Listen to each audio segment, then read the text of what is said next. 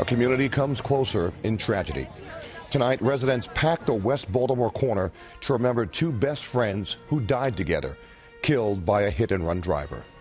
Tonight, friends and family of 16-year-old Courtney Angeles and 17-year-old Emerald Smith returned to the scene where the girls' lives were tragically snatched away.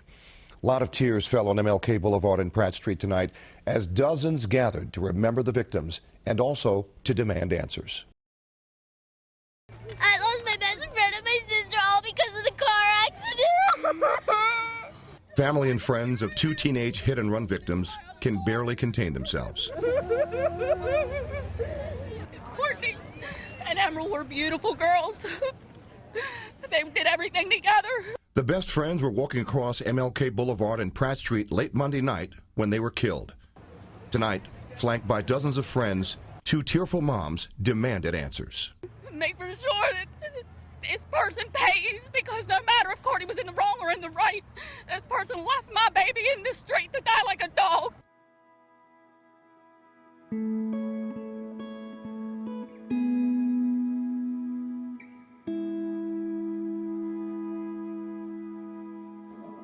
Okay, well, I'm Courtney's mom, Pam, and she was 16, almost 17, when she was tragically hit and killed on Martin Luther King Boulevard and Pratt Street.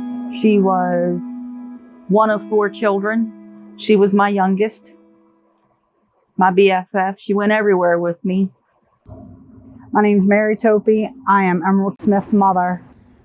Emerald was born March 28th in 1994. She was a shy child who liked to have fun, always wanted to be around her friends. Her friends were always part of her family. She was always on the go. She tried to make jokes. She always hid her face when she would talk, always covered her mouth. She was into tattoos, loved all kinds of music, was very artsy. Anybody who knew Em knew she would write on anything. I'm Destanee Angeles, one of Courtney's older sisters, and she meant everything to me. My world ended when I lost her. I got a phone call from my cousin Tia that said the girls were in our car. And I ran out the door and knocked on Mary Kay's door. And she was screaming through the door, and I told her she had to come on, that the girls were hit by a car. I was actually getting ready to go to bed. There was a loud banging on my door.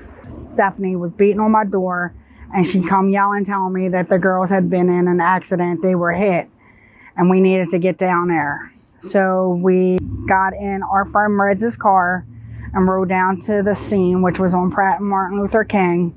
We ran down the street, and Reds drove us down to the accident. And when we got there, she ran every red light on the way there. And we pulled up, and they put me and Mary Kay in the back of the cop car. And I asked the cop, I said, do you know the condition on the girls? Police officer got us in her car and took us to shock trauma. And she was telling us that it didn't look good. And we were sitting in the shock trauma room waiting for the doctors or anybody to come out and talk to us. And she said it doesn't look good for either one of them. So it felt like the longest ride ever to get to the hospital, and it was only a 2-minute drive. We get in there, and Mary Kay was trying to call her fiance.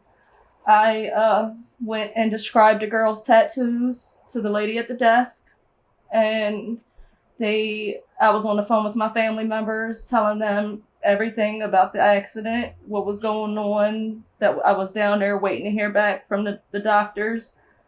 And the doctor came down the hallway and asked me and Mary Kay to come into a room that's had glass windows all around it. And we were sitting in front of them, and before I knew, the hallway filled with police officers.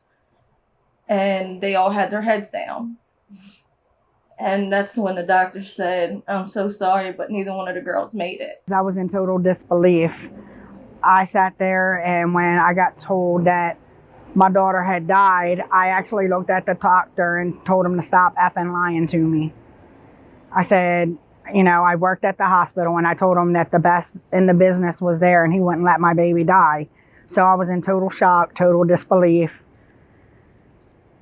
Even when I saw her, I was like she wasn't gone.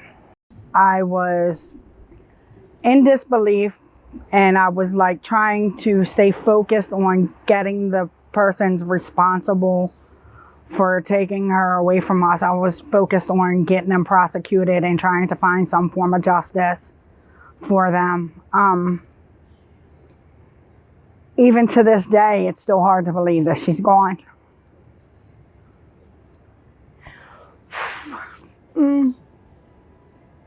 Sorry. I didn't think it was going to be this hard.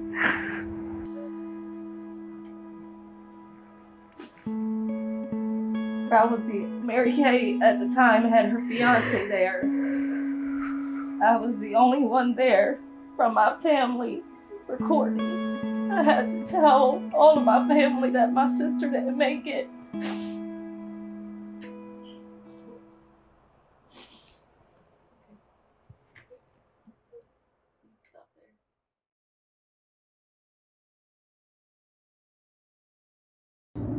I mean, I looked up to her. Like, she was a really big inspiration and a really big influence on my life. Like, one of the best influences that I've had, actually. I'm Destanee Smith. I'm Emerald Smith's sister.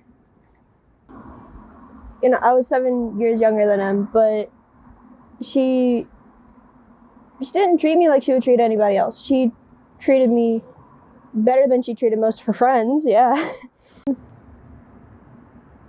I mean, I was upset. I didn't know what would happen, but as soon as my mom came back, my cousin bursted through the door and he picked me up, and I automatically knew that she was gone. She was always courageous. She didn't take much crap. She was the youngest of four. And so whenever she wanted something, she literally had to go take it. That's just how she grew up. She was very loving, very kind. She had a heart of gold. She would do anything for me or her sisters. Emerald was one of the most forgiving people that you would ever meet. You could cross her in a way and she would find the good in you and still want to be your friend. She was so full of life. There was so much that kid wanted to do. She was kind of like a second mom, since my mom worked full-time job. She would come pick me up from school. She would feed me, take me out for walks. She'd let me hang out with her and her friends. And she was just, in general, a kind-hearted person. It's really hard. The more time that goes by, I feel like it's harder for us.